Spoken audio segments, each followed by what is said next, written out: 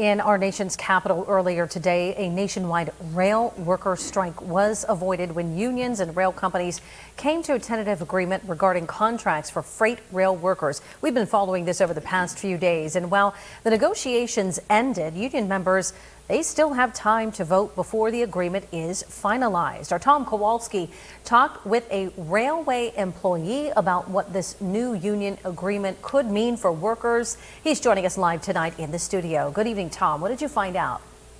Well, Eva, after about 20 hours of negotiating, an agreement seems to have finally been met between unions and railroad companies. Among the amendments comes a 24% increase in pay through 2024, but some rail workers say this still hasn't addressed the issue of the work-life balance in the railroad industry.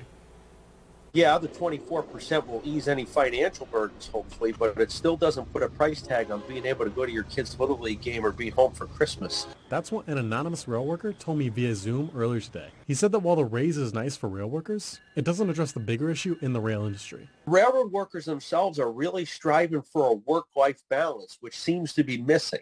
Railroading, they tell you when you hire out, it's not a job, it's a way of life. And it really is, there's a lot of truth to it. The reason people can go to Walmart at 2 o'clock in the morning to get, macaroni and cheese is because truck drivers are out there, railroaders are out there. But the worker says that while he's glad the unions seem to have benefited from the agreement, and it shows that unions still have power in America, he'd still like to see more power given to workers like him throughout the country. I would like to see the unions get a little bit stronger in this country.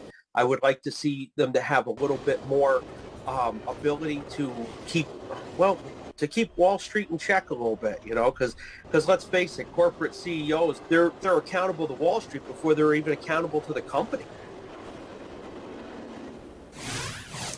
Now, rail union members still need to vote to determine whether or not they agree to the terms of the negotiations and have agreed not to strike while votes are being counted. We'll keep you updated as the story develops, but for now, live from the studio, Tom Kowalski, Erie News Now.